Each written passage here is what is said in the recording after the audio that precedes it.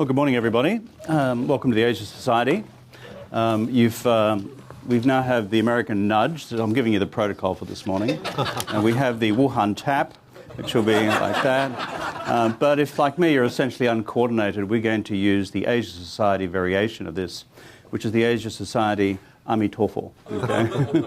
So all three are possible, apart from the traditional American handshake.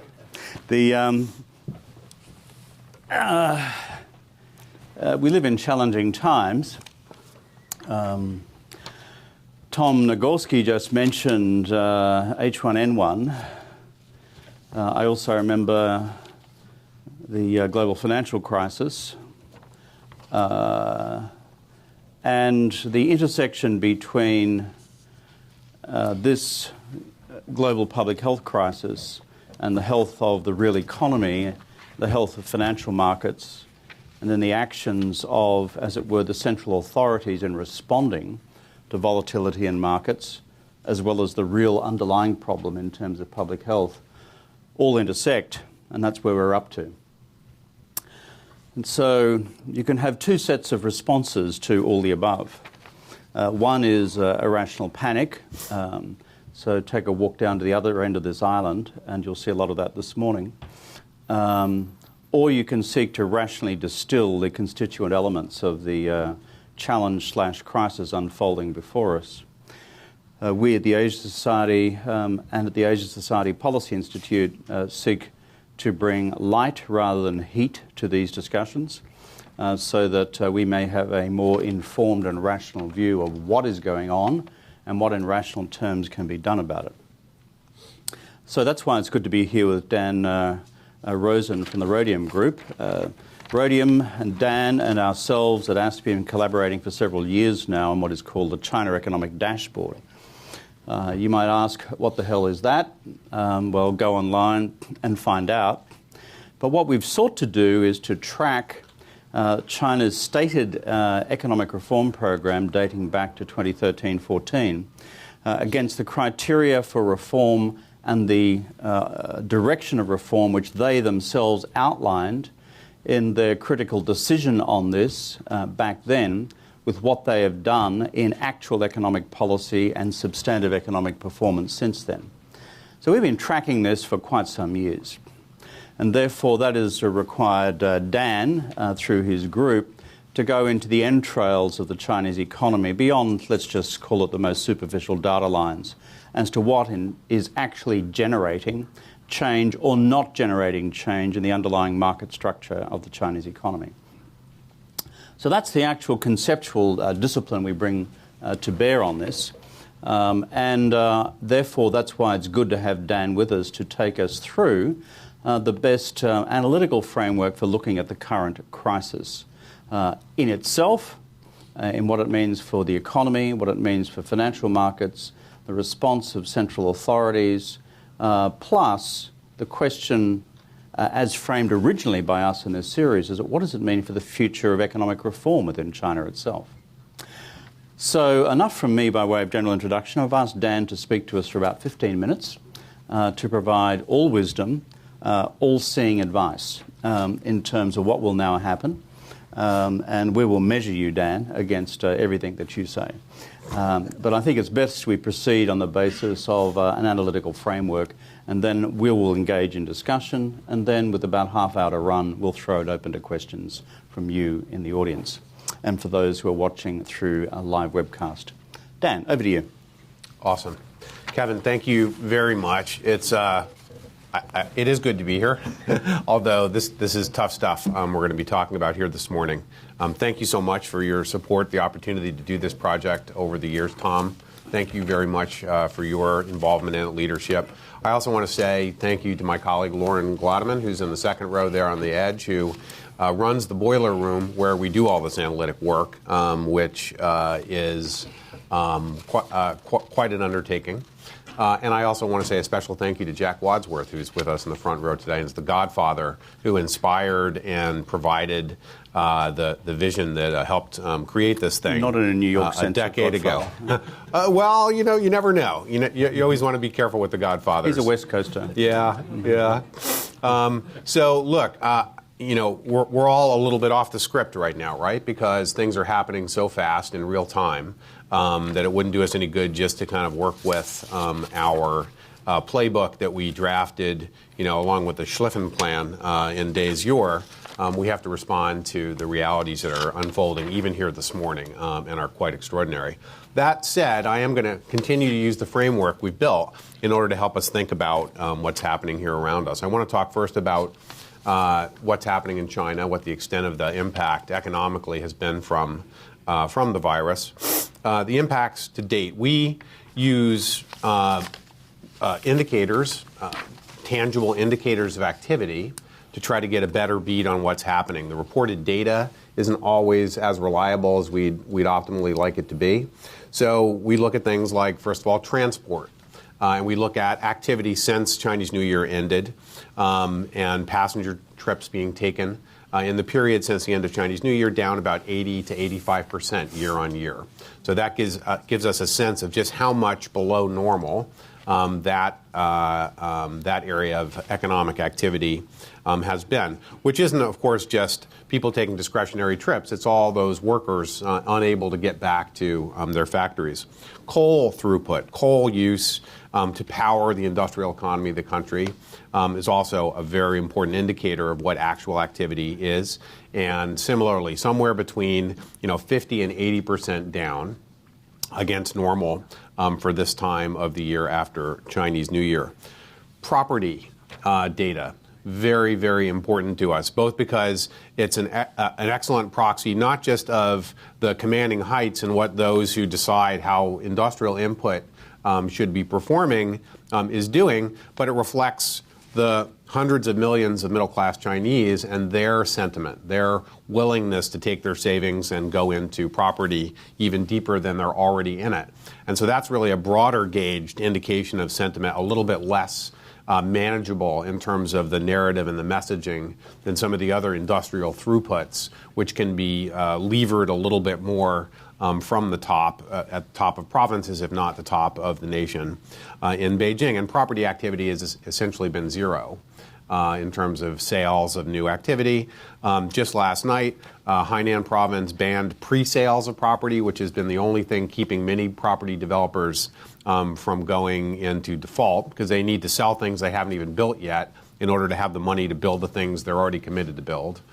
From months, if not years ago now, their backlog of promises they made to buyers to build them something that they would take the keys to at some point in the future.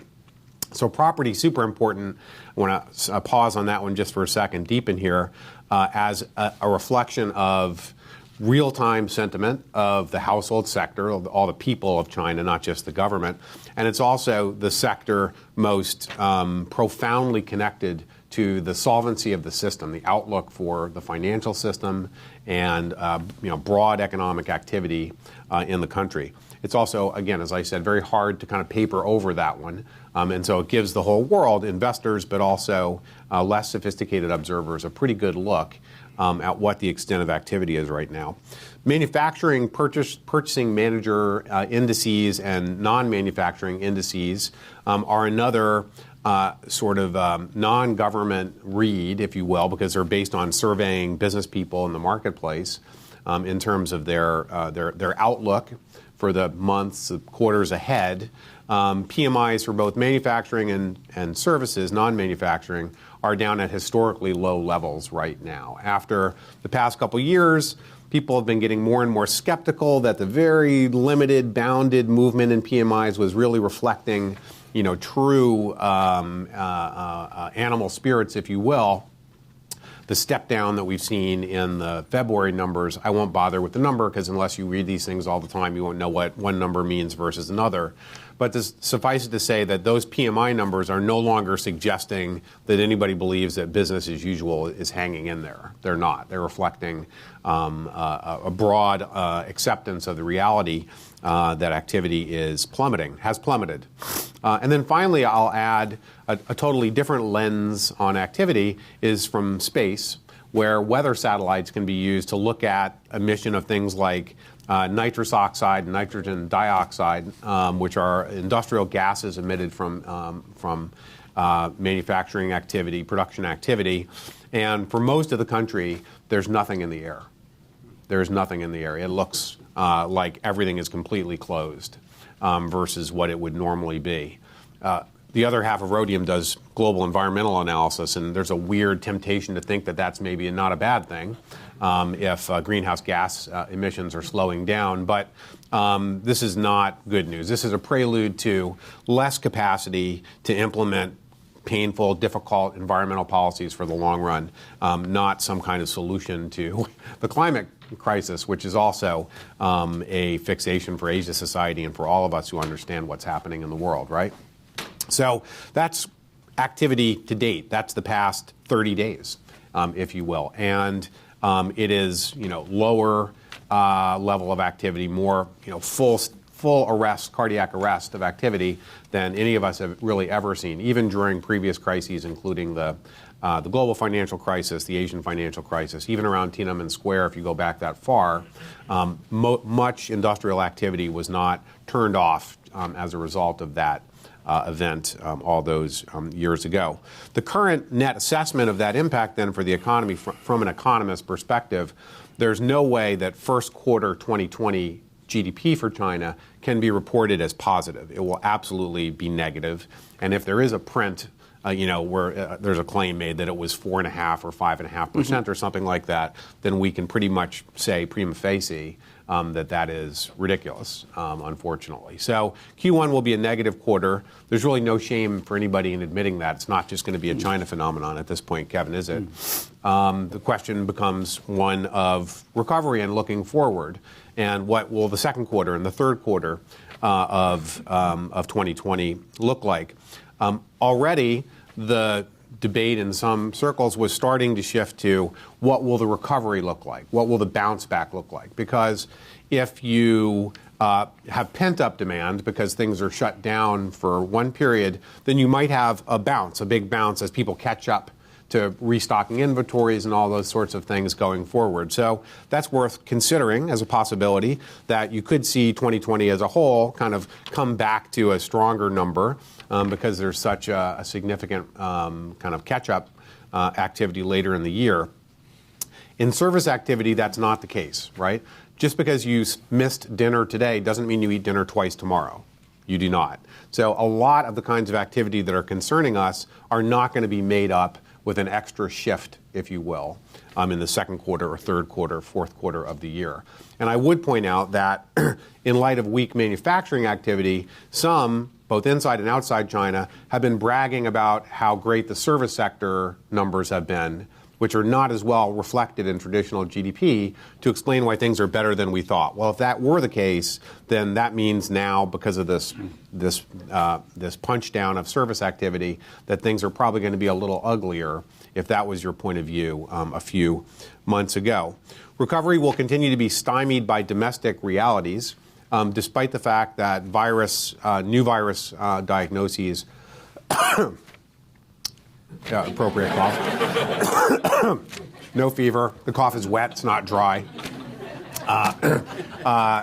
Despite the fact that that transmission cycle may have been broken in a good way by the extraordinary effort made in China to control transmission, the majority of factors of production, people, material, inputs, are still out of position in China. So it's way, way, way too soon to think that domestic recovery is starting to be underway, right? We're still way underwater from a kind of normal level of activity that would be a zero number in GDP. We've got a long way to go to get things back in position to make that possible. Secondly, China's domestic shock, disruption, even if you think it's sort of at the peak or a little bit past the peak or near the peak, China very much depends on global activity and demand, doesn't it? As an exporting economy, as the most important export economy in the world, right? And the impact, the disruption of demand, is now being handed off to the world.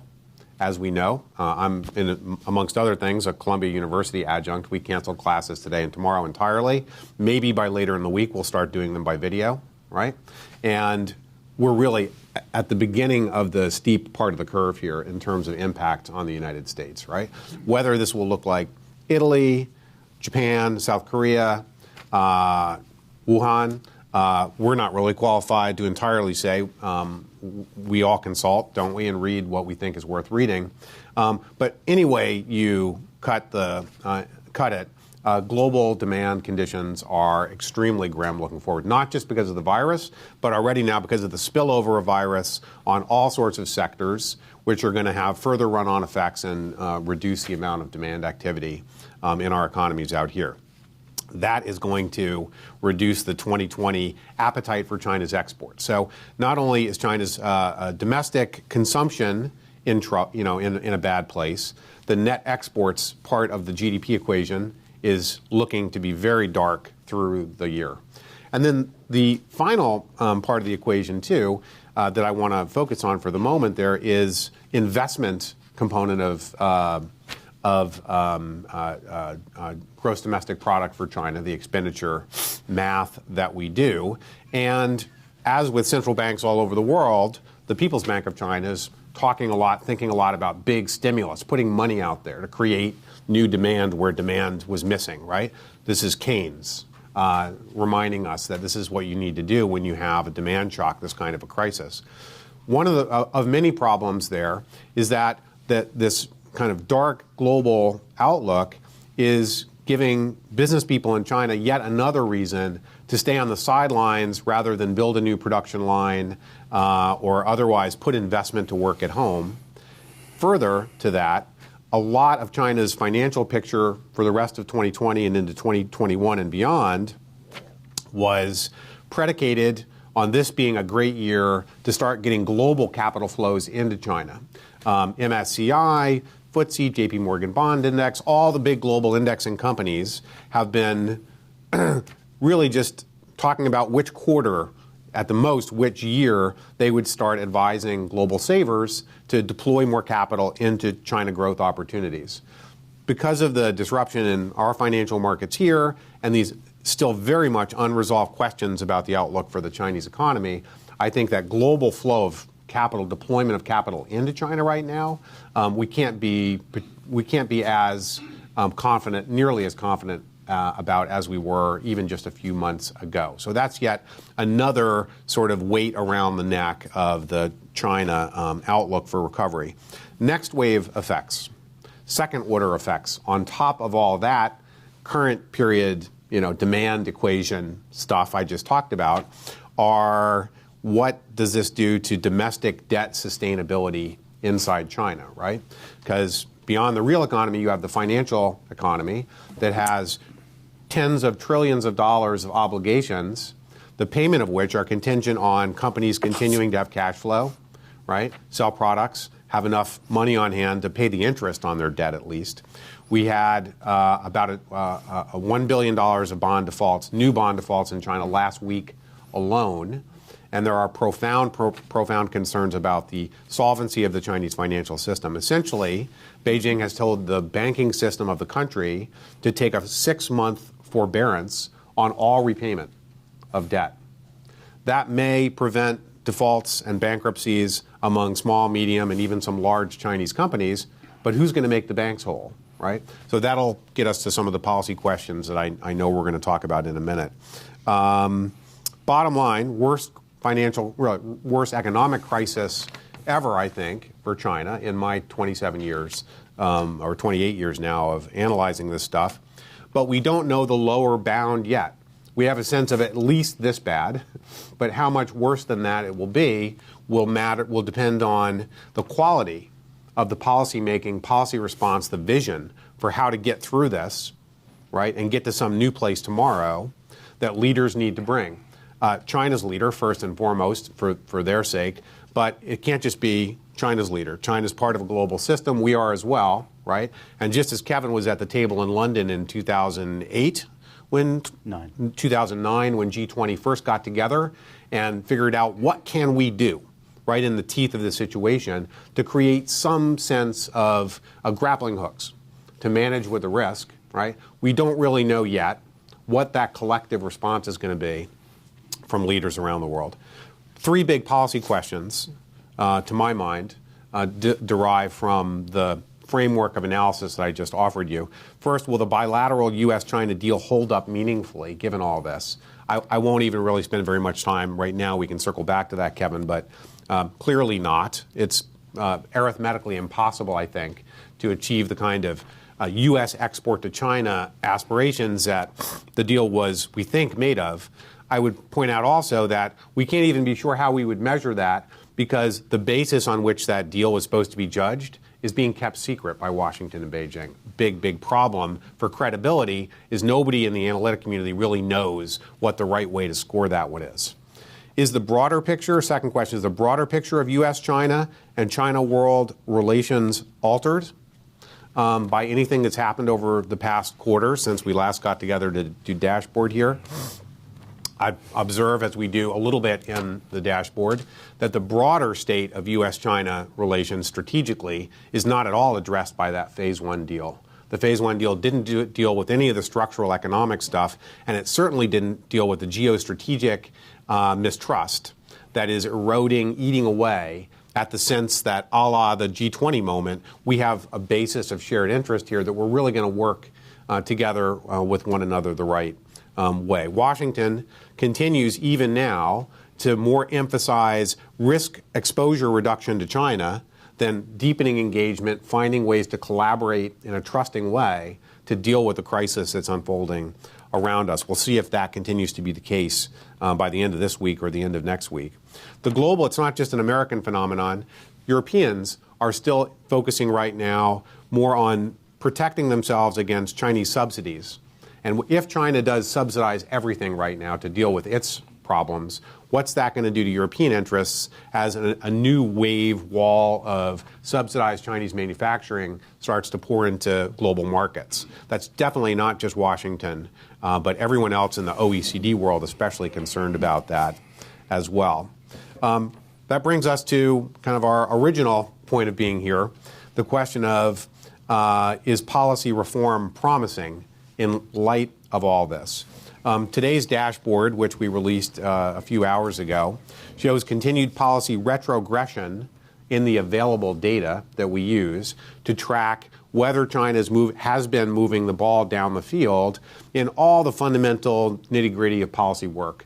Fiscal policy, cross-border investment policy, competition policy, labor market policy, and on and on. There's 10 different areas that we look at very, very closely. And based on the data, which lags back a quarter now from where we are today, we didn't see the right trends, indicating that there was sort of a bigger bang or a bolder move forward to use reform to address the problems, concerns about the outlook for Chinese growth that we can find in the data. Reform of that sort always means short-term pain, right? A reduction of economic activity for a moment while you lay the foundations for more sustainable, higher quality growth going forward. And so even though the whole, the camp I'm in, the whole conception of this dashboard is that you've got to do this reform work now. It's critical. You can't do it in the middle of a free fall of the market. So what we need to see presently is while reforms are now being formally deferred and delayed, whereas yesterday, so to speak, they were kind of informally being pushed down the road and done a little bit too piecemeal to satisfy us that things were on the right track. Now there's no question, but that's off the table for the next several quarters. So the next several dashboard installments will also show, formally speaking, that reform outcomes are going backwards, not forwards, right?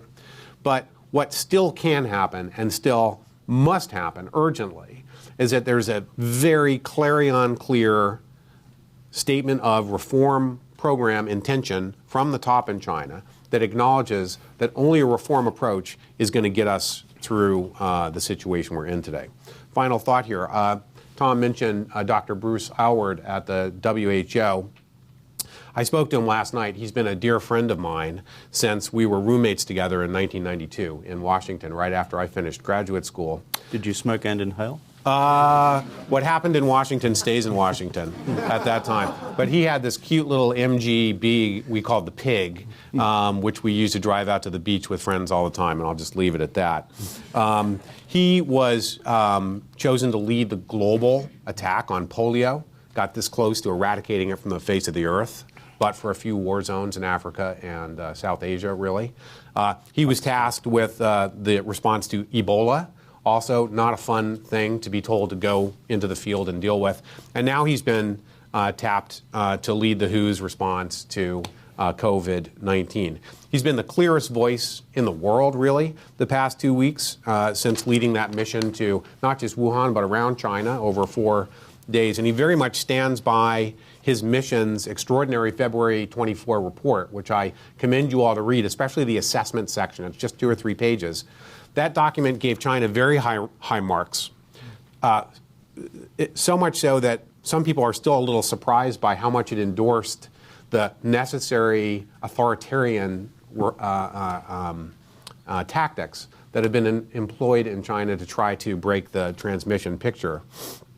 The report also noted that, and I'm going to quote one thing here, China's rapid return to full connectivity with the world and to full productivity and economic output is vital to China and the world. The world urgently needs access to China's experience in responding to COVID-19, as well as the material goods it brings to the global response.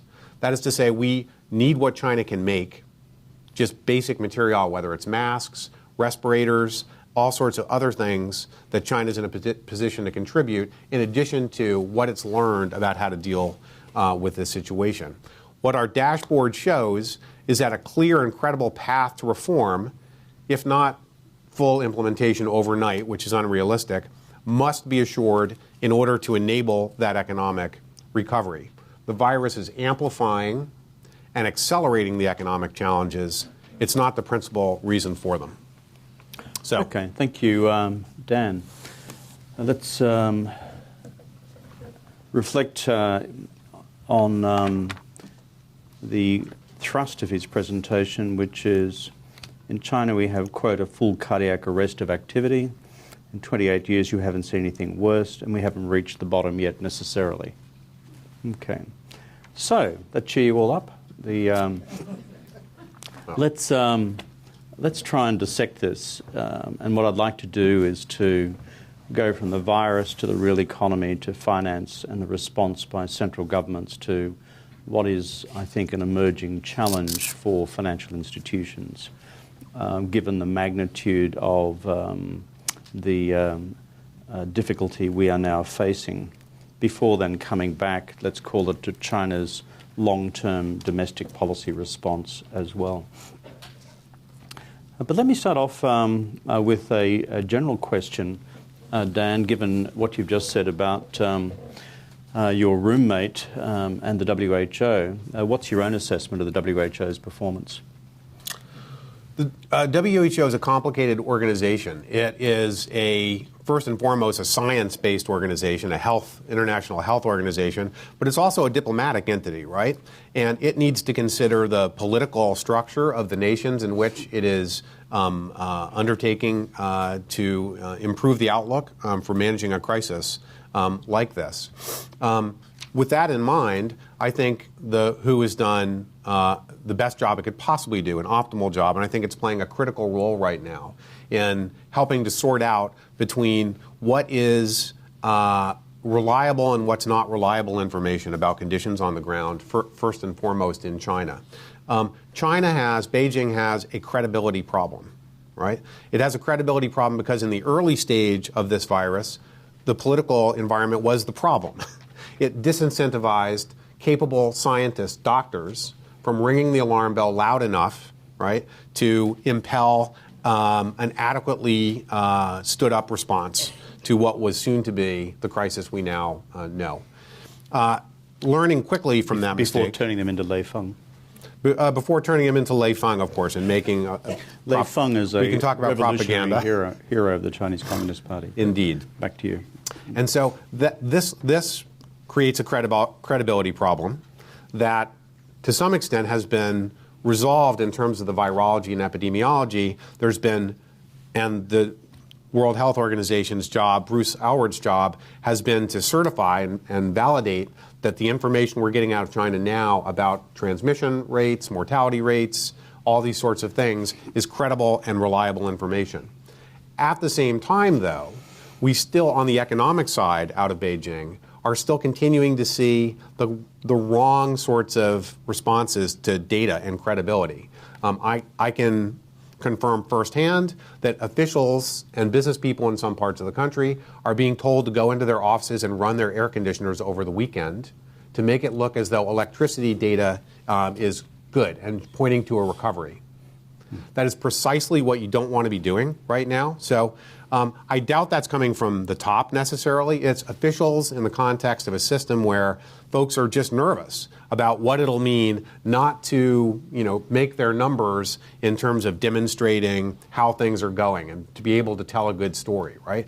We all want to tell a good story, and you're right. I didn't cheer the room up here, but I'm actually, I think, on the right side of where we need to be here, which is being brutally, painfully honest about the extent of the challenges that we're grappling with. That is the only entry point to doing something about this, and WHO is doing the best job anyone's doing right now in helping to sort out what's reliable and what's not reliable in terms of the virology here. So again, one further question on the virology, which is, and neither you nor I are epidemiologists, but do you think there's a credible basis for accepting the Chinese government's claim that in China the problem peaked in the around the end of the second week of February? And does the WHO support that? Well, let's see. I'll be very careful because indeed I'm not qualified to entirely answer the question, but I can observe this, that reading very closely, I don't think that Beijing is stating that the totality of the problem has peaked.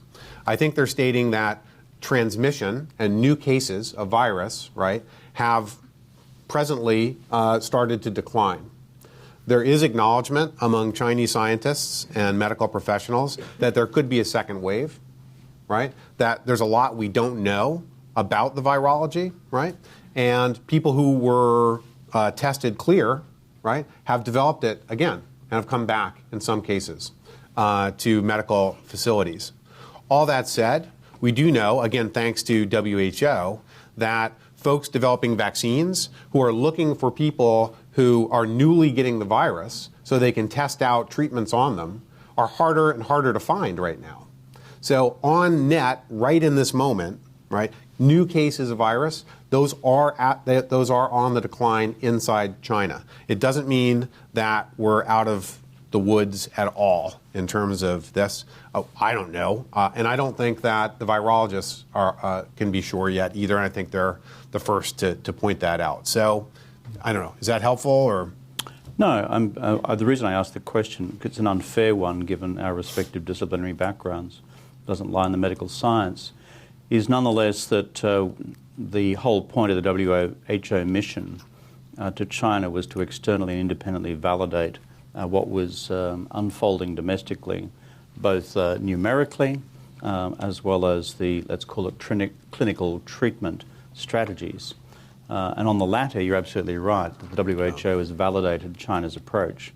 On the former, which is the quantum, I think there is still a question. A lot of questions.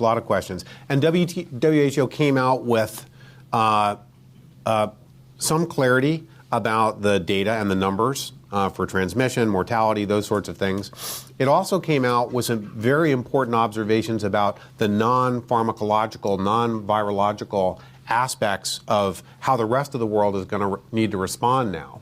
They were impressed by the tactics being used to try to reduce transmission, social interventions, right? Education, information that frontline medical providers in China have now developed as a result of their experience of this. They were also, quite struck by the availability of intubators and respirators, the kinds of devices and other things that are like whole rooms that are used to deal with people that have the virus.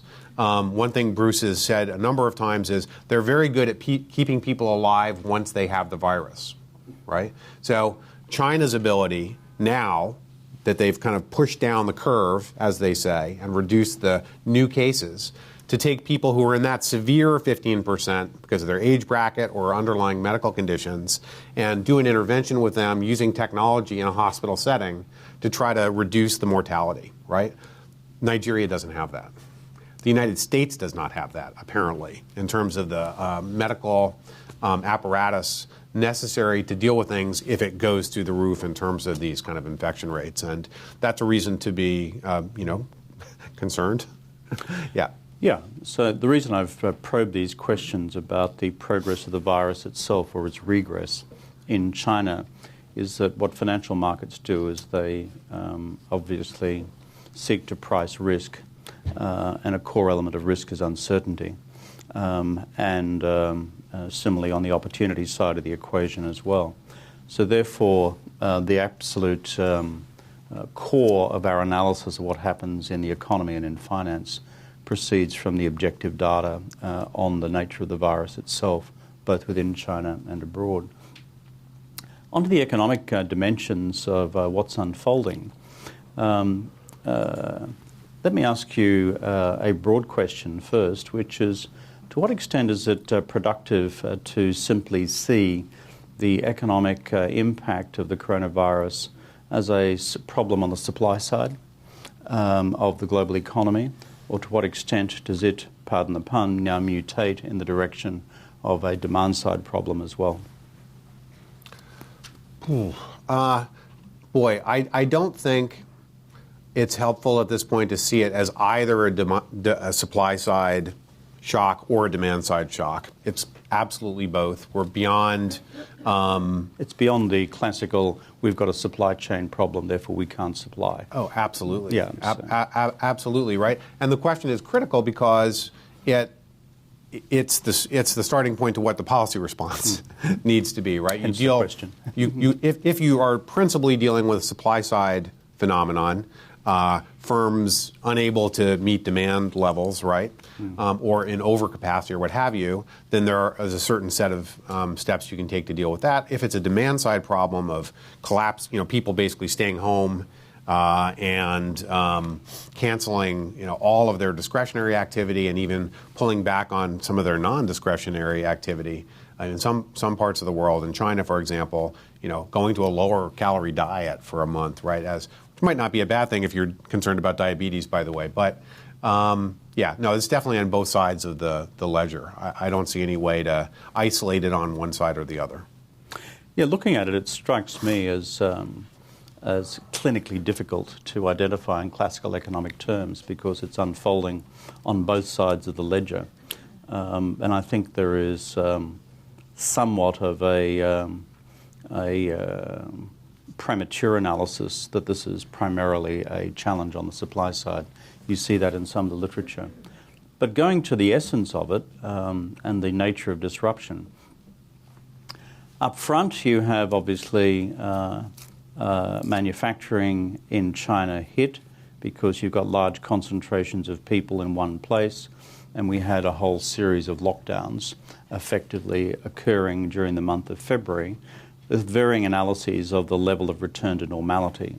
CICC reporting 60% of coal consumption being back to normal, 70% of steel production being back to normal, return to work rate in terms of workers themselves, somewhere in the vicinity of 60 to 70%, depending on whose data you believe.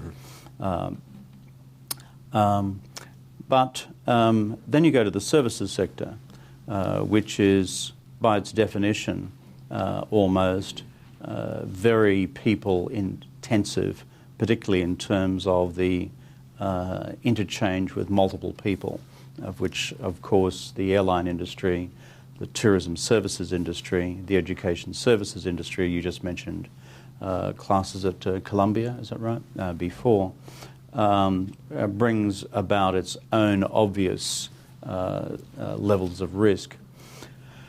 And so you see the permutations of this across the entire fabric of an economy. But if there is an underlying thread in the analysis, it's as Jack Wadsworth said to me before we came on stage this morning, strip it all away, many of these businesses have an emerging cash flow problem.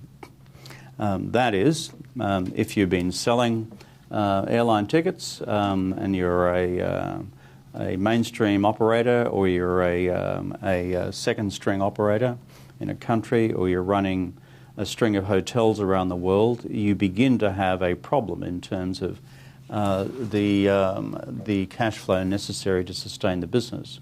Take that logic to its next step. Who then is my banker? And who is going to extend me the lines of credit to see over this period of uncertainty? Go back to our earlier conversation, how long will the uncertainty be? And then thirdly, if the direction in China has been to financial institutions to effectively forbear people's lines of credit for a period of 6 months, that's fine in the golden age of socialism, leaving aside the overall robustness financially of the Chinese system. Then we have a double question here, which is what happens with providing, as it were, that level of financial guarantee to firms outside of China, including in the United States, including the airlines, who will probably be the upfront most exposed industries at this stage. Who provides the continuing lines of credit beyond normal tolerance levels, and who then underpins that as the lender of last resort in terms of the Fed and its counterpart institutions around the world. So the reason for the lengthy nature of the question is to explore, as it were, the chain of events here, from the crisis into firms which are maximally exposed, into their cash flow, into their banks, and into the central authorities. So this very much falls on the policy side of the equation.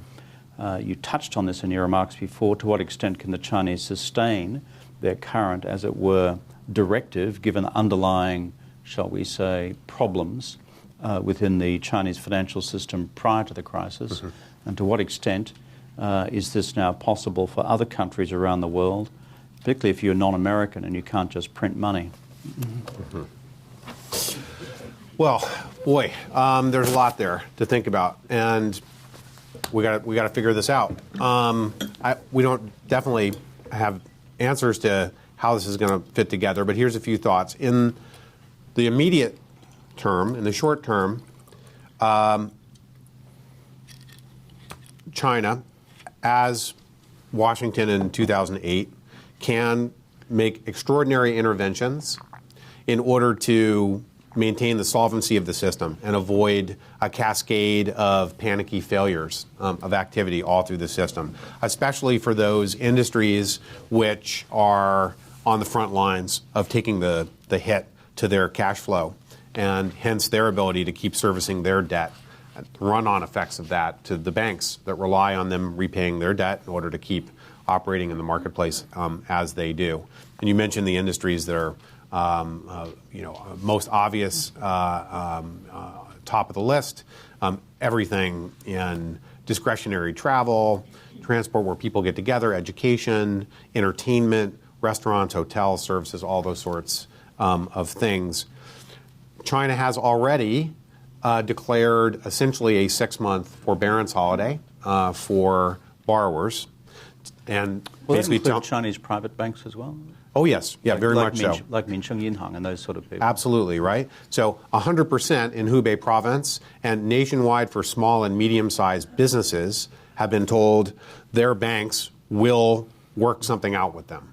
The details of that has not been, fully developed out, but you will not be put into default. You will not be in default. You will not go into bankruptcy through June, essentially. And if you're a foreign bank operating in China? I know it's a small question in relative terms. I think I'd be curious to know perhaps what others in the room think about that. But the thought of a foreign bank choosing to disregard that guidance and issue bankruptcy notice to its borrowers in China is pretty hard for me to believe any would do that. As with Chinese banks, it's one thing to tell them, you're going to do this for our guys out there in the real economy because they need it, but then who's going to make them whole? Who's going to come in and provide them with a TARP or some kind of program to ensure their solvency? That burden now lies on Beijing to come up with an answer to that. And that answer will need to be provided to foreign institutions which are providing credit in China as well. But the bigger concern I have is this, that you can do that for the short term, and people without any choice in the matter will, of course, embrace that political guidance that they should not just take whatever they have left and leave the marketplace entirely. But for the medium term, what is the reason to be cheerful? As David Byrne's been saying it lately. What is the reason why we should stay in the game and look for buying opportunities, right? In a sense, all crises have within them the solution to the crisis, which is that prices fall. And when they do, at some point, value is created for investors, for those that had chosen to be all cash or gold or something like that and are on the sidelines presently. I would ask about the better Asian airlines that were in really good shape coming into this, if that such a thing existed. Is this the chance they have to roll up all those weak, over-levered regional, air carriers? They might be willing to do that. And they might be willing to work out a deal with financiers to provide the wherewithal for them to do that, for a Qantas or something like that, to buy 8, Indonesian, Philippine, Thai, maybe even a Chinese regional airline. The only trick is, it only makes sense for them to do so if they know that in the medium term, on the other side of the crisis, there's going to be a reform agenda that will give them the opportunity to use the assets if they stay in the game and do this. And that is the uncertainty that Dashboard is all about. It's looking for some telltale sign that we're not just trying to tread water for the moment, but we're recognizing that long-term Chinese potential to contribute to the global economy relies on that same package of reform and opening ideas that made China so effective as a developing country for the past 40 years, but lately has been under a cloud of uncertainty prior to virus. If you go to the question, what we've been talking about so far is how do we save firms now who are maximally exposed to the crisis? Let's say that let's assume that we can do that in China and question mark whether we can do that abroad on the essential question of emerging cash flow problems and all the moral hazard, the economic term moral hazard, which arises from that about which firms are legitimately entitled to such support as opposed to those which would cash in on any such government program simply because it existed. So leave that to one side. Let's just assume that that can be done, though the degree of difficulty, as it was in 08-09, was high. On the question of China's design of its own stimulus-based response to filling the growth gap longer term, let's discuss that for a minute. Because I agree with you, you simply have to observe the Chinese economy from space to work out we've got negative growth in the first quarter of 2020. And if the Chinese authorities produce positive growth numbers for the first quarter of 2020, they create for themselves a legitimacy problem. There is no way, given what we know objectively, to be the handles on economic activity through electricity consumption, notwithstanding what people are doing with their air conditioners, through to observations from space, but most importantly the transport density graphs we've all seen in terms of air traffic density, road traffic density, congestion maps, etc. So let's assume we've got a negative quarter first up, and I wouldn't be surprised if it's significantly negative. Second quarter, if the first quarter is that negative, if the WHO's analysis, confirmation of the Chinese trajectory is accurate and that it has peaked, we should see a level of recovery in the second quarter in terms of China's growth numbers, a level. I'll leave it as vague as that. But you start doing the maths on this in order to for China to double the size of GDP in the 10 years that it promised between 2010 and 2020, which is a core part of the political legitimacy program of the party and Xi Jinping, which is to say this is phase one of the China dream. This is the execution of what I undertook to the Chinese people as the down payment on the great renaissance of the Chinese people.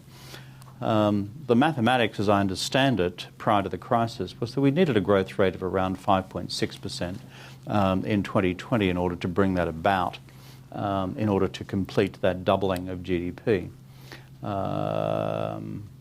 Then the question arises, if you've got a significantly negative first quarter, a wobbly second quarter, there's a good term for you in economics, a wobbly quarter in the second quarter, it becomes, I think, mathematically impossible, whatever stimulus strategy you employ, to pull 5.6 out of the air based on activity in the third and fourth quarter, for the simple reason that, as you said, consumption foregone in the services sector is not simply made up later on. But your thoughts on that? So... and how would you design the strategy, the stimulus strategy?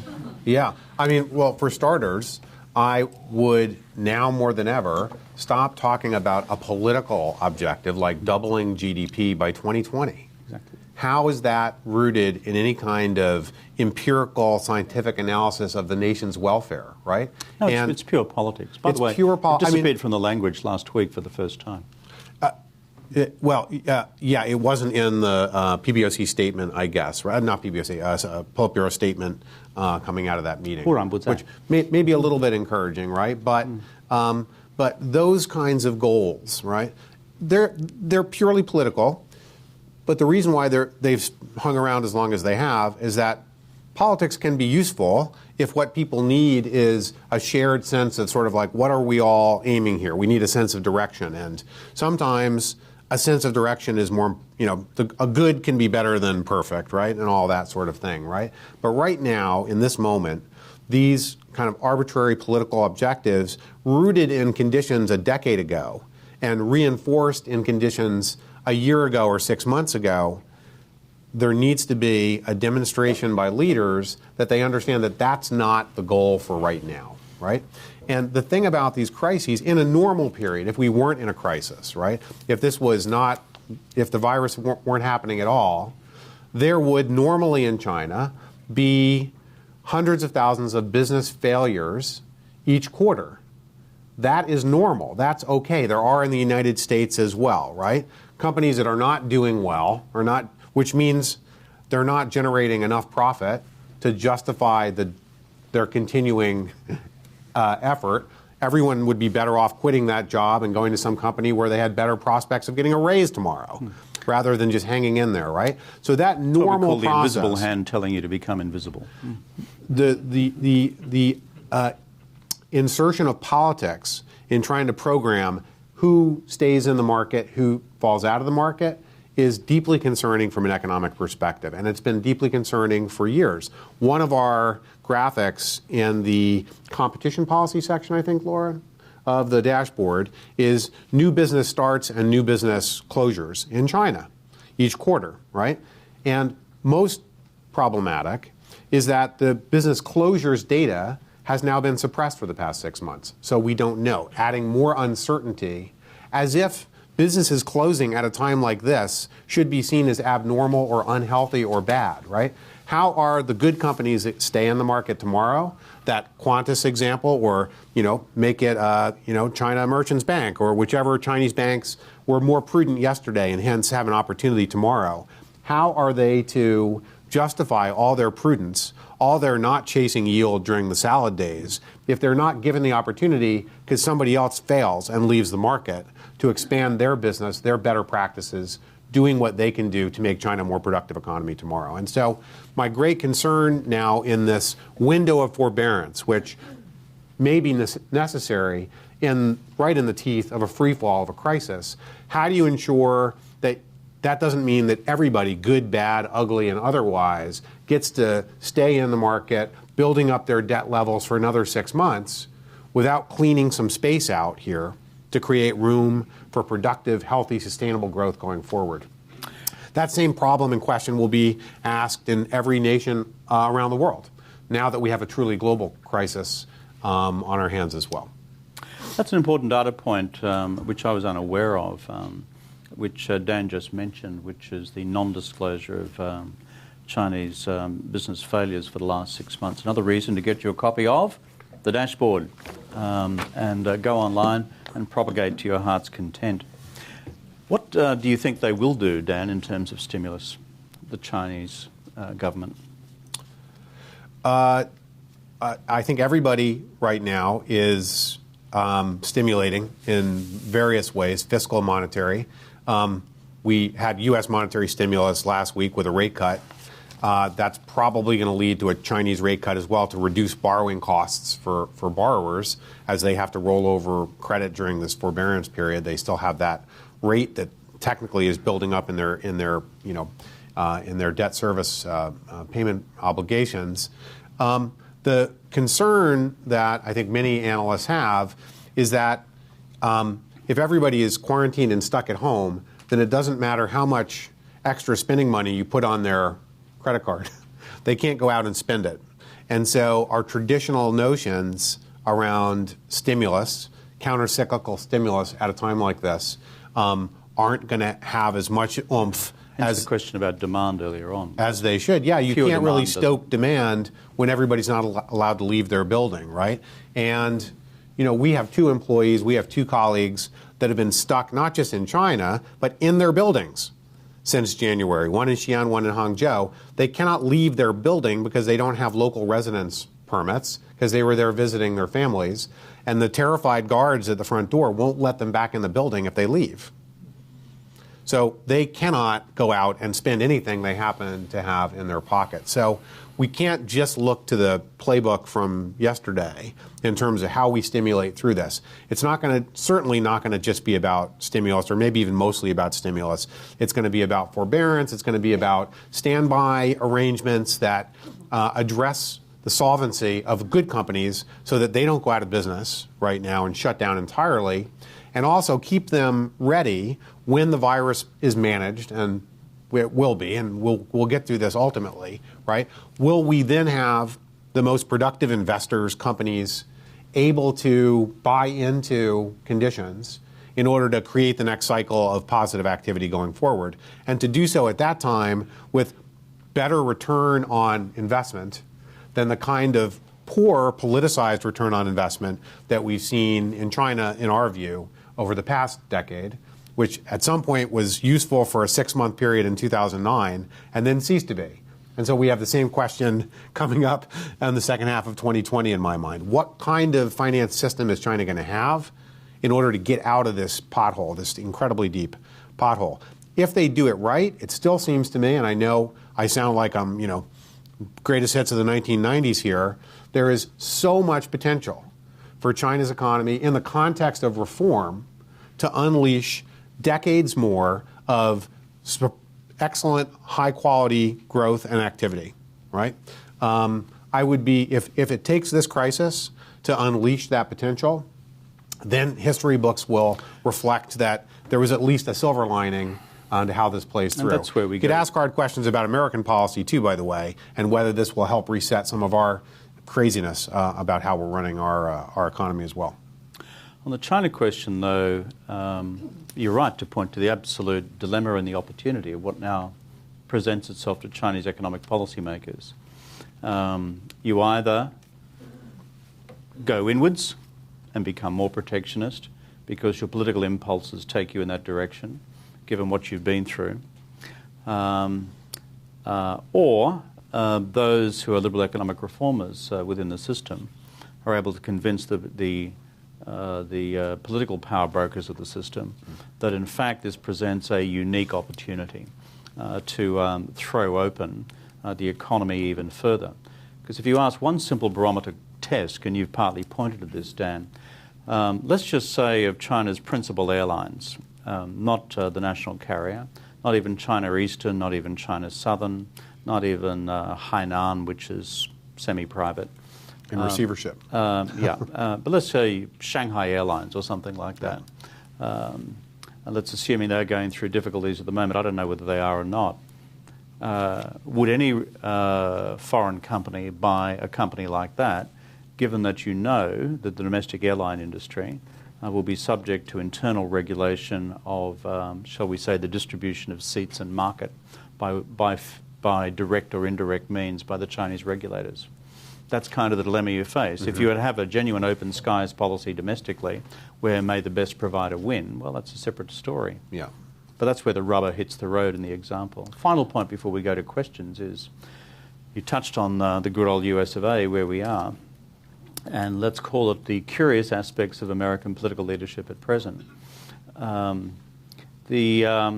I find puzzling as an external observer is the absence of a decision to pull together the principal economies rapidly through the G20, both in dealing with the public health policy dimensions of this and the public finance dimensions of this, which then flow to the questions that we referred to before on how do we fund cash flow problems in, quote, good firms, and what do we do in terms of lenders of last resort who are already, shall we say, overextended through the events of a decade ago. Now, I'm just puzzled as an external observer. We seem to have got to a stage 10 years after the global financial crisis where the international political community is not seeing this global pandemic, despite its obvious impact on markets. Someone should check where Wall Street's up to right now, down 6 already, is the uncertainty in markets and uncertainty in public opinion, basic public fear about the virus as well, is permeating everything. And the analogy is the one you drew before. We were like that between the Lehman's collapse in September of 2008 and the London G20 summit of March of 2009, which put a floor under the collapse. And then when the international financial community saw that there was concerted policy action on aggregate stimulus, monetary policy intervention, non-resort to protectionism, plus regulatory changes to avoid an immediate repeat of the crisis, including financial stress testing of institutions to handle a subsequent crisis. It was only then that we could track the line to recovery. I do not see a parallel action or call for such action at present. Is that because of the nature of political leadership today, or is it because of the intrinsically different nature of the problem? What do you think? No, I'm just puzzled. I'm seriously puzzled. I mean, there's something I seem to be missing here. Well, look, the President of the United States back then, whoever happened to have the rotating chair of the G20 would have said, what the expletive, we need to get together. Yeah. This is bigger than any of us. And that, to give him great credit, George Bush, George Jr., took that decision to convene that gathering in first one of November of 2008, when we were all staring through a glass dimly, not knowing where this would land. It was consummated the following March in Obama's presidency and with Gordon Brown in the chair. But I'm just puzzled by this. It seems to be we're seeing the precise outworking of what we've feared for the last couple of years, which is the growth of racism, parochialism, nationalism, and us each believing that somehow we can each do it ourselves, and that the problem lies with whoever has given us this problem from next door. Yeah, I mean, this is, the other side of the literature from the past 5 years, right? That we will, in part because of this nativism, this parochialism, right, make these transnational stresses more likely, right, and more costly to address as they unfold. Climate, migrations due to local strife in so many places, environmental pressures, global climate, of course, and now pandemic pathogens and disease, right? It's not as though there haven't been most of the political science community talking about these things are going to happen. And when they do, we are going to need a collective response, right? These things cannot be handled plurilaterally, let alone unilaterally. Here we are, and unfortunately we're putting it to the test. It's not the first time that the United States has aspired to a nativist sort of Fortress America coming away from the world due to our frustration with involvement in the world. Post-World War I comes to mind, right? Only to find that we're dragged back into it for want of the vision to sustain our leadership and our participation in the international system. I'm not a political scientist. I'm a mere economist who comes bearing metrics to try to gauge what conditions on the ground in China are and what they mean for the world. But it certainly seems to me that an inevitable outcome of what we're going through now, and we're still in the very early phase of it here in the United States, is going to be a reminder that we don't have a choice but to remain engaged as a partner in the world, not just on our terms, but on terms that are, engageable. And the core point being well. there, for the United States to realise it is its national interest to so do it, to so engage. It is not a philanthropic question of optional US foreign policy. And not just interest, but existential interest, ultimately as well. Now, folks, we've got about 20 minutes or so left. I'm happy to take any questions from the audience. And I've got hands up on the radio. I'm going to start at the back, move there, and then come to you, if that's okay. Thank you. So much. I'm really interested in this question of hyper-localization in terms of policy implementation coming from both Xi as a singular voice as well as the leading small group that he's assembled.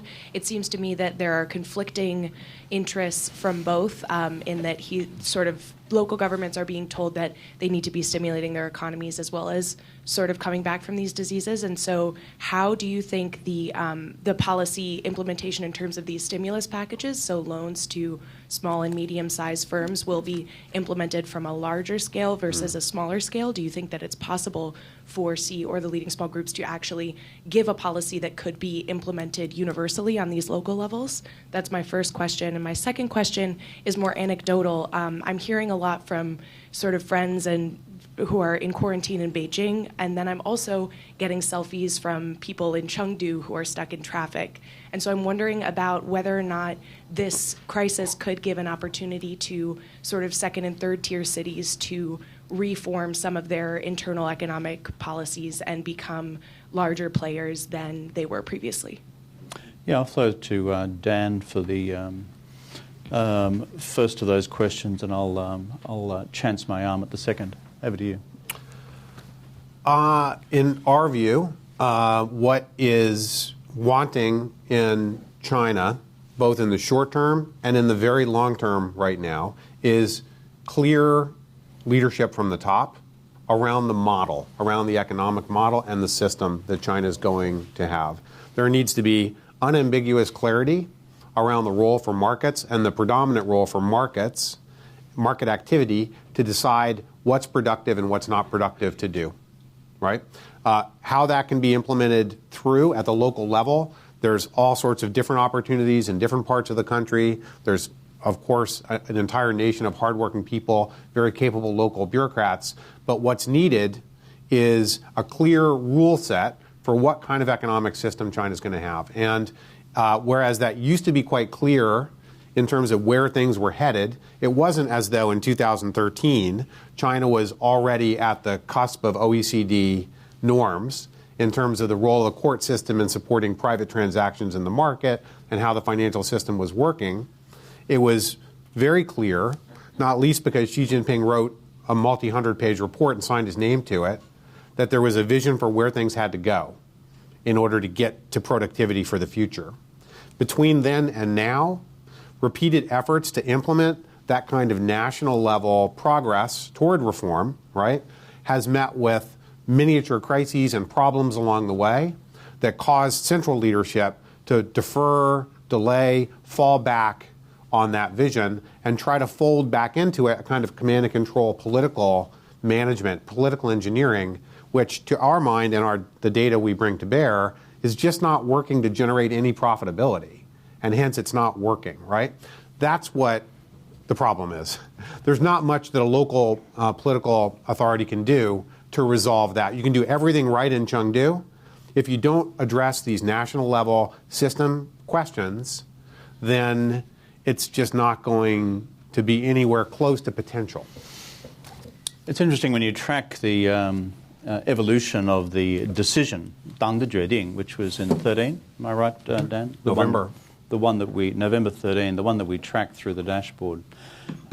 66 major sets of reforms, which we've broken down into 10 basically major categories for the purposes of reviewing progress or regress since then.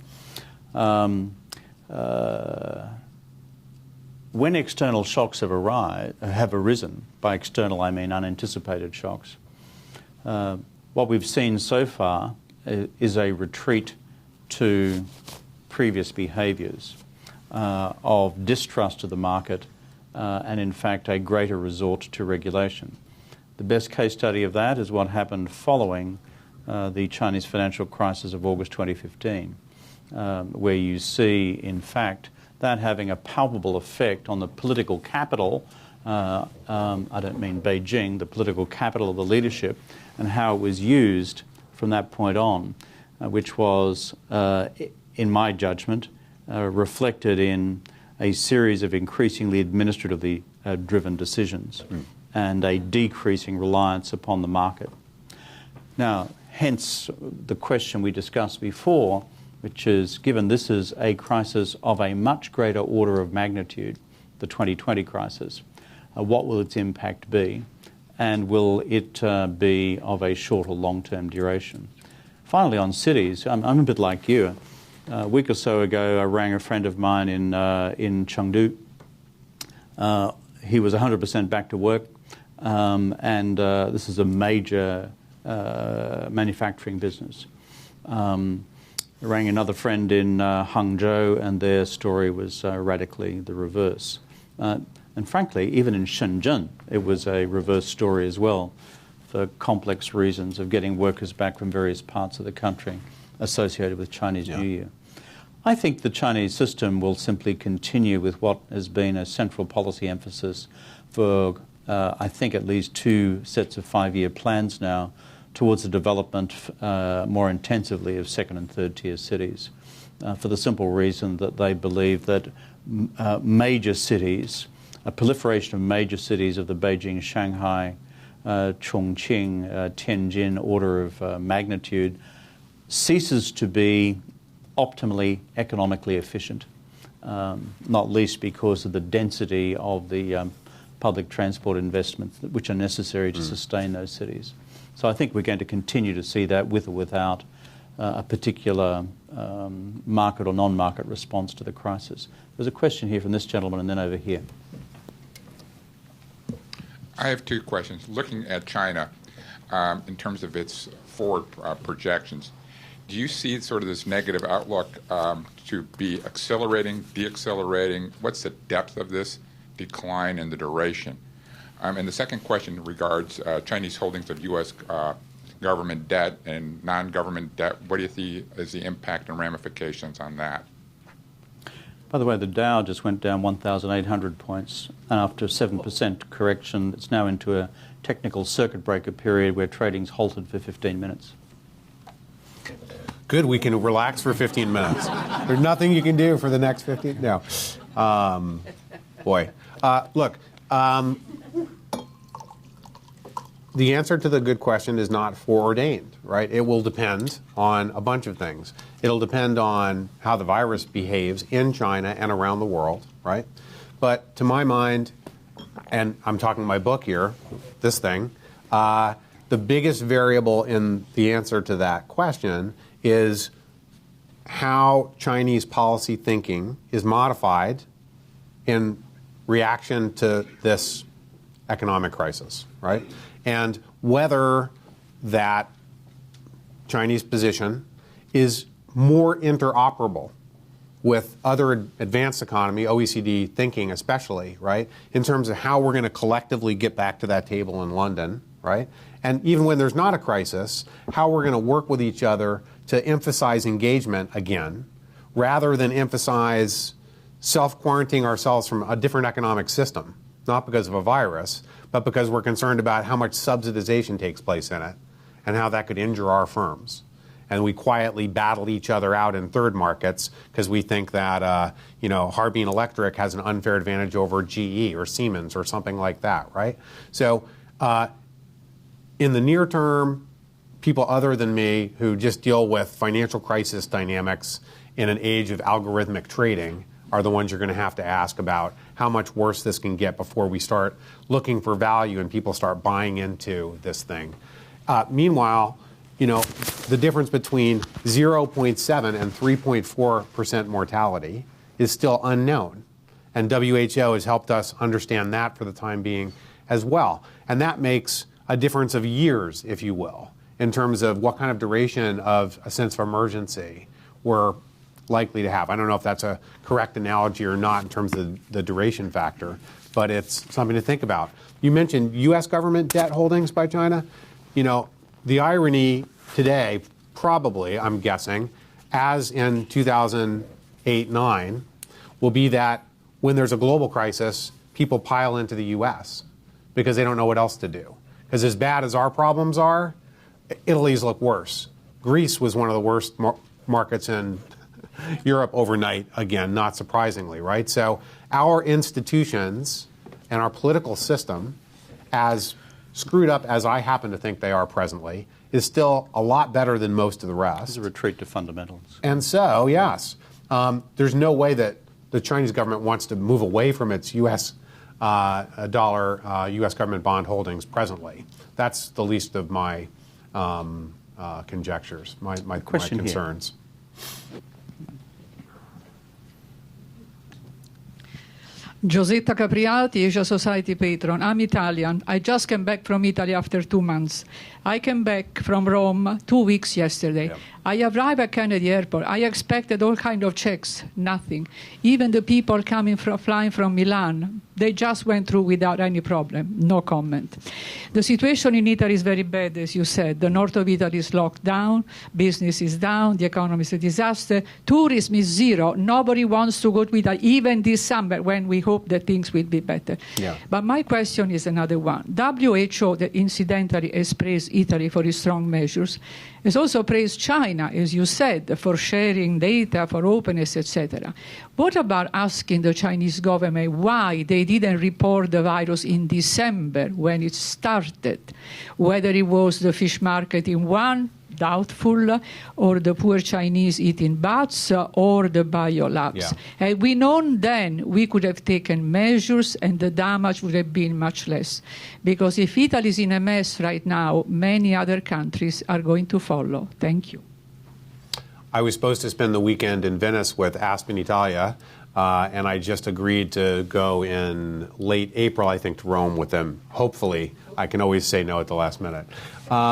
Look, the reason why WHO is not lambasting Beijing for its mistakes early on right now is that that would distract us all from what we need to do right now, which is learn from what worked in China to deal with the emergency as it played through. Right now, that's what we need to be focused on. What did work, not what the mistakes were. I think everyone, thanks to the New York Times and everyone else in media, has a pretty good understanding of how catastrophic the mistakes were at the early stage. WHO isn't in the business of wagging fingers and being critical right now. They're in the business of looking at what was effective and trying to transport that as quickly as possible to other countries. They absolutely are talking to authorities, health authorities all over the world about the mistakes as well. They're just not rubbing it. Their job is not to do that in terms of the public face that they're taking. As I said before, they're not just a health organization, they're a diplomatic health organization, which has the difficult task of trying to get maximum participation from everybody who can be part of the solution. And so they're being, diplomatic. That's just the reality of the role that they need to play and that they are playing. There will be plenty of time for a critical, conversation around what went wrong in Wuhan in December, maybe even late November, and there will be plenty of time for talking about the mistakes in the United States in late February and March of 2020, I think, as well.